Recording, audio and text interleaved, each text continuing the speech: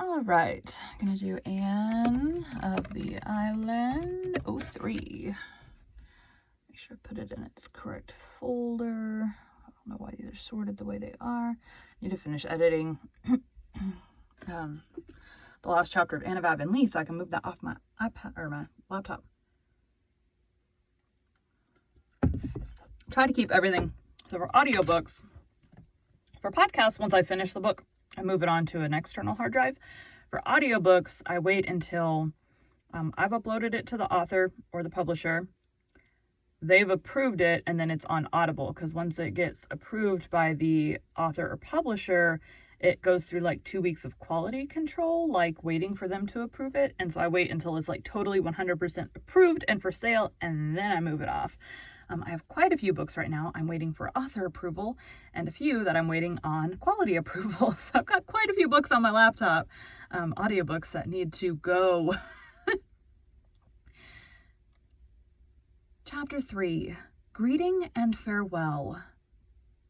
Charlie Sloane, Gilbert Blythe, and Anne Shirley left Avonlea the following Monday morning. Anne had hoped for a fine day. Diana was to drive her to the station, and they wanted this, their last drive together for some time, to be a pleasant one. But when Anne went to bed Sunday night, the east wind was moaning around Green Gables, with an ominous prophecy which was fulfilled in the morning.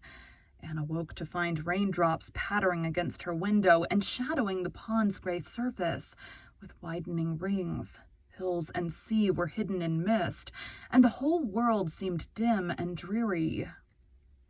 Need to swallow. And burp, apparently. Excuse me. Dreary. Anne dressed in the cheerless gray dawn, for an early start was necessary to catch the boat train. She struggled against the tears that would well up in her eyes in spite of herself. She was leaving the home that was so dear to her, and something told her that she was leaving it forever, save as a holiday refuge. Things would never be the same again. Coming back for vacations would not be living there. And oh, how dear and beloved everything was. That little white porch room, sacred to the dreams of girlhood. The old snow queen at the window. The brook in the hollow. The Dryad's bubble. The haunted woods and Lover's Lane. All the 1,001 dear spots were memories of the old years bided. Could she ever be really happy anywhere else? Breakfast at Green Gables that morning was a rather doleful meal. Davy, for the first time in his life, probably could not eat, but blubbered shamelessly over his porridge. Nobody else seemed to have much appetite save Dora, who tucked away her rations comfortably. Dora, like the immortal and most prudent Charlotte, who went on cutting bread and butter when her frenzied lover's body had been carried past on a shutter, was one of those fortunate creatures who are seldom disturbed by anything. Even at 8, it took a great deal to ruffle Dora's placidity. She was sorry Anne was going away, of course, but was that any reason why she should fail to appreciate a poached egg on toast? Not at all. And seeing that Davy could not eat his, Dora ate it for him. Promptly on time, Diana appeared with horse and buggy, her rosy face glowing above her raincoat. The goodbyes had to be said, then somehow... The goodbyes had to be said then somehow. Mrs. Lynde came in from her quarters to give Anne a hearty embrace and warn her to be careful of her health, whatever she did. Marilla, brusque and tearless, pecked Anne's cheek and said she supposed they'd hear from her when she got settled. A casual observer might have concluded that Anne's going mattered very little to her, unless said observer had happened to get a good look in her eyes. Dora kissed Anne primly and squeezed out 2 decorous little tears. But Davy, who had been crying on the back porch step ever since they rose from the table, refused to say goodbye at all. When he saw Anne coming towards him, he sprang to his feet, bolted up the back stairs, and hid in a clothes closet, out of which he would not come. His muffled howls were the last sounds Anne heard as she left Green Gables. It rained heavily all the way to Bright River, to which station they had to go, since the branch line train from Carmody did not connect with the boat train. Charlie and Gilbert were on the station platform when they reached it, and the train was whistling.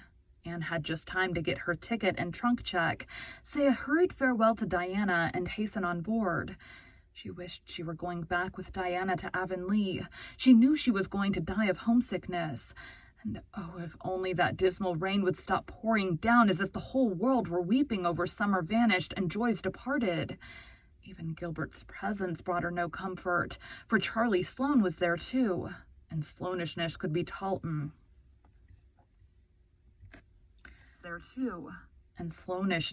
tolerated only in fine weather.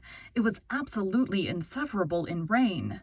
But when the boat steamed out of Charlottetown Harbor, things took a turn for the better. The rain ceased, and the sun began to burst out goldenly now and again between the rents in the clouds, burnishing the gray seas with copper-hued radiance, and lighting up the mists that curtained the island's red shores with gleams of gold foretokening a fine day after all.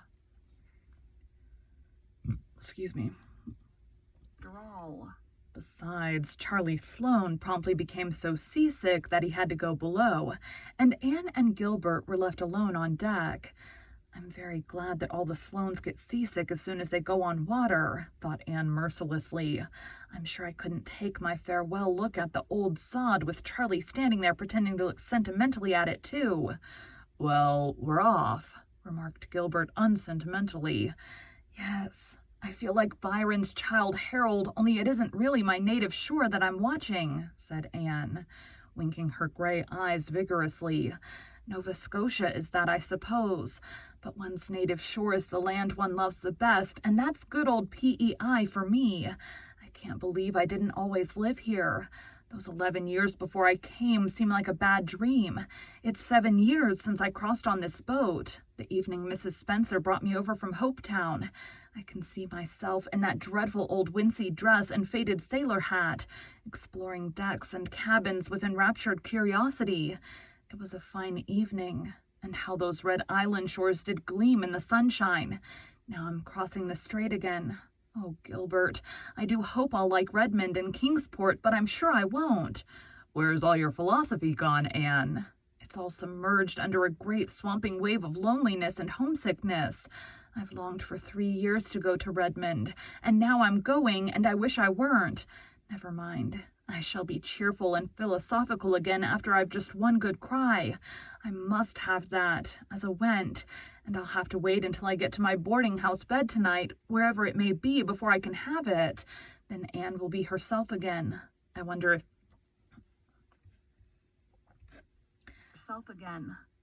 if Davy has come out of the closet yet. It was 9 that night when their train reached Kingsport, and they found themselves in the blue-white glare of the crowded station. Anne felt horribly bewildered, but a moment later she was seized by Priscilla Grant, who had come to Kingsport on Saturday.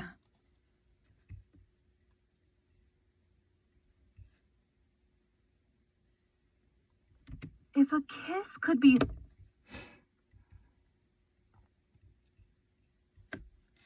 Saturday.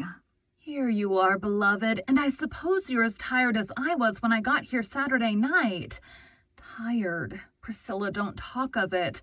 I'm tired and green and provincial and only about 10 years old. For pity's sake, take your poor broken-down chum to some place where she can hear herself think. I'll take you right up to our boarding house. I've a cab ready outside. It's such a blessing you're here, Prissy. If you weren't, I think I should just sit down on my suitcase here and now and weep bitter tears. What a comfort one familiar face is in a howling wilderness of strangers. Is that Gilbert Blythe over there, Anne? How he has grown up this past year. He was only a schoolboy when I taught in Carmody. And of course, that's Charlie Sloane. He hasn't changed. Couldn't. He looked just like that when he was born, and he'll look like that when he's 80. This way, dear. We'll be home in 20 minutes. Home, groaned Anne. You mean we'll be in some horrible boarding house in a still more horrible hall bedroom looking out on a dingy backyard? It isn't a horrible boarding house, Anne girl. Here's our cab. Hop in. The driver will get your trunk. Oh yes, the boarding house. It's really a very nice place of its kind, as you'll admit tomorrow morning when a good night's sleep has turned your sleep.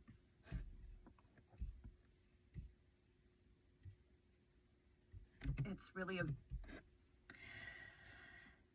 boarding house. It's really a very nice place of its kind, as you'll admit tomorrow morning when a good night's sleep has turned your blues rosy pink. It's a big, old-fashioned gray stone house on St. John Street, just a nice little constitutional from Redmond. It used to be the residence of great folk, but fashion has deserted St. John Street, and its houses only dream now of better days. They're so big that people living in them have to take boarders just to fill up.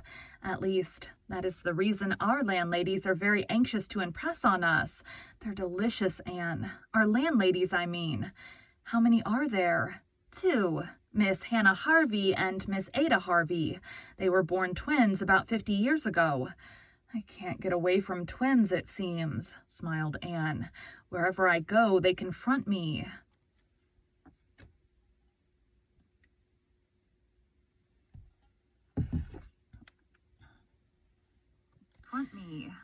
Oh, they're not twins now, dear. After they reach the age of 30, they never were twins again. Miss Hannah has grown old, not too gracefully, and Miss Ada has stayed 30 less gracefully still. I don't know whether Miss Hannah can smile or not. I've never caught her at it so far, but Miss Ada smiles all the time, and that's worse. However, they're nice, kind souls, and they take 2 boarders every year because Miss Hannah's economical soul can't bear to waste room space. Not because they need to or have to, as Miss Ada has told me 7 times since Saturday night. As for our rooms, I admit they are hall bedrooms, and mine does look out on the backyard. Your room is a front one and looks out on Old St. John's graveyard, which is just across the street. That sounds gruesome, shivered Anne. I think I'd rather have the backyard view. Oh, no, you wouldn't. Wait and see. Old St. John's is a darling place. It's been a graveyard so long that it ceased to be one and has become one of the sights of Kingsport. I was all through it yesterday for a pleasure exertion. There's a big stone wall and a row of enormous trees all around it, and rows of trees all through it, and the queerest old tombstones with the queerest and quaintest inscriptions. You'll go there to study, Anne, see if you don't. Of course, nobody is ever buried there now, but a few years ago they put up a beautiful monument to the memory of Nova Scotian soldiers who fell in the Crimean War. It is just opposite the entrance gates, and there's scope for imagination in it, as you used to say. Here's your trunk at last, and the boys coming to say good night. Must I really shake hands with Charlie Sloane, Anne? His hands are always so cold and fishy feeling. We must ask them to call occasionally. Miss Hannah gravely told me we could have young gentlemen callers 2 evenings in the week if they went away at a reasonable hour. And Miss Ada asked me, smiling, please to be sure they didn't sit on our beautiful cushions. I promised to see to it, but goodness knows where else they can sit, unless they sit on the floor, for there are cushions on everything. Miss Ada even has an elaborate Battenberg on one...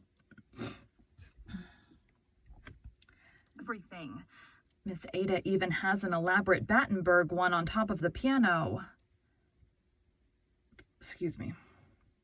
Piano. Anne was laughing by this time. Priscilla's gay chatter had the intended effect of cheering her up. Homesickness vanished for the time being, and did not even return in full force when she finally found herself alone in her little bedroom. She went to her window and looked out. The street below was dim and quiet. Across it, the moon was shining above the trees in Old St. John's, just behind the great dark head of the lion on the monument. Anne wondered if it could have been only that morning that she had left Green Gables. She had the sense of a long passage of time, which one day of change and travel gives. I suppose that very moon is looking down on Green Gables now, she mused, but I won't think about it. That way homesickness lies. I'm not even going to have my good cry. I'll put that off to a more convenient season. And just now I'll go calmly and sensibly to bed and to sleep. Okay, start working early so I can start narrating early. I'm like trying to get stuff done, but let me delete. Hold on. Documents. Delete. I put it in. It's easier to make the scrolly thing on my laptop. So that's what I do. And then I upload it to Dropbox so that I can get to it later. So I get it off of website, public domain book website, and Gutenberg, if you've ever seen it. Anyways, that's where I get it from, but I put it into a Pages document so I can have the presentation where it auto scrolls for me now, which I haven't been doing for that long, but it is convenient to not have to lean up and scroll all the time. Anyways, that's it. Thank you guys.